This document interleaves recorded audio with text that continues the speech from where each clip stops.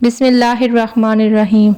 امام حسین کو قتل کرنے کے بعد یزید نے رسول اللہ کی بیٹیوں کو قید کروایا اور کہا انہیں قیدی بنا کے میرے دربار لے کر آؤ۔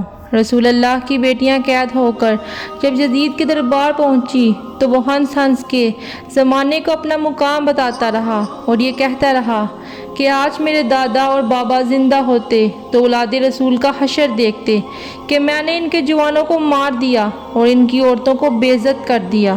لیکن امام زین العابدین کے خطبے کے بعد جب سوئے ہوئے لوگوں کے ضمیر جاگنے لگے تو یزید نے یہ کہا کہ رسول اللہ کے خاندان کو قید میں ڈال دو۔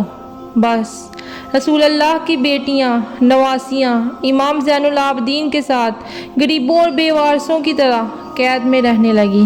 دن گزرتے گئے، ان بے وارث بیویوں میں ایک چھوٹی بچی بھی تھی جس کو تاریخ نے سکینہ بنت حسین لکھا۔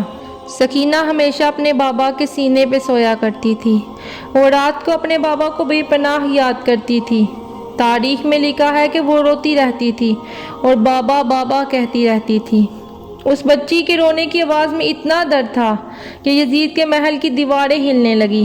یزید نے کہا اس بچی کی آواز نے مجھے بے چین کر کے رکھا ہے، اس کو زندان میں رکھو تاکہ اس کے رونے کی آواز میرے پاس نہ آئے۔ بس اس 4 سال کی بچی کو زندان کے اندھیرے میں رکھا گیا۔ وہ تنہا اندھیرے میں بار بار رونے لگی۔ اس بچی کی بے چین کرنے والی آواز یزید کے کانوں تک بار بار آتی رہی۔ یزید زیادہ شراب پینے لگا، پھر بھی اسے نیند نہ آئی۔ بالآخر اس نے کہا پوچھو یہ بچی چاہتی کیا ہے؟ سپاہی امام زین العابدین کے پاس آ کر کہنے لگے یزید کہتا ہے کہ اس بچی سے پوچھو چاہتی کیا ہے، ہر پل کیوں روتی رہتی ہے؟ امام زین العابدین نے رو کر کہا یہ بچی اپنے بابا کو چاہتی ہے، اسے ایک بار اس کے بابا کا سر دے دو، یہ خاموش ہو جائے گی۔ بس یزید نے امام حسین کا سر زندان میں بھجوایا۔ جیسے ہی بی بی سکینہ اپنے بابا کا کٹا ہوا سر دیکھا وہ زوروں کی طرح رونے لگی اور کہنے لگی بابا مجھے آپ کے بنا نیند نہیں آتی، آپ کے بعد شمر مجھے تماچے مارتا رہا، بابا آپ کے بعد کوئی مجھے تازیانے مارتا رہا، بابا آپ کے بعد ہمیں قید کر دیا گیا، ہمیں زندان میں رکھا گیا۔ وہ بچی روتی رہی، اپنے بابا کے سر کو چومتی رہی اور اتنے میں رونے کی آواز ختم ہوئی اور امام زین العابدین کہنے لگے انا للہ و انا الیہ راجعون۔ امام زین العابدین نے بی بی زینب سے کہا جاؤ اے میری ماں سکینہ کو دیکھو، اور سپاہیوں سے کہا ہمیں 3 دن کا پانی اکٹھا دے دو تاکہ میں اپنی بہن کو غسل دے سکوں۔ بس اس زندان کے اندھیرے میں اس 4 سالہ بچی کو غسل دینے کا ارادہ کیا گیا۔ اتنے میں بی بی زینب روتے ہوئے امام زین العابدین کے پاس آئیں اور دست ادب کو جوڑ کے عرض کرنے لگی اے میرے بیٹا تو وقت کا امام ہے، ایک مسئلہ لے کر تیرے پاس آئی ہوں۔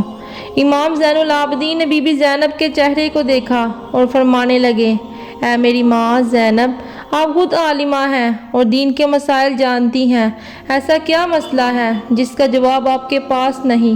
بی بی زینب رو رو کے فرمانے لگی اے زین العابدین جیسے ہی میں نے غسل دینے کے لیے سکینہ کے لباس پہ ہاتھ رکھا تو میں نے دیکھا کربلا سے لے کے کوفہ شام کے بازار تک اور کوفہ شام کے بازار سے لے کے اس زندان تک سکینہ ایک ہی لباس میں رہی ہے۔ اس بچی نے اتنے تازیانے کھائے کہ اس کا لباس اور اس کی کھال مل چکے ہیں، اب لباس کو اتارتے ہیں تو سکینہ کی کھال بھی اتر آتی ہے۔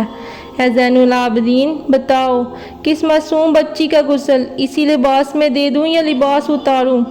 امام زین العابدین خون کے آنسو رونے لگے اور فرمانے لگے اے میری ماں اللہ کی مرضی یہ ہے کہ سکینہ کو اسی لباس کے ساتھ تدفین کیا جائے تاکہ روز محشر یہ اپنے نانا کے پاس اسی حال میں پہنچے اور کہے کہ ان کی امت نے ان کی بیٹی کے ساتھ کیا کیا۔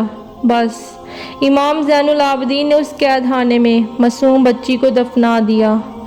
سلام ہو معصوم شہزادی سکینہ بنت حسین پر۔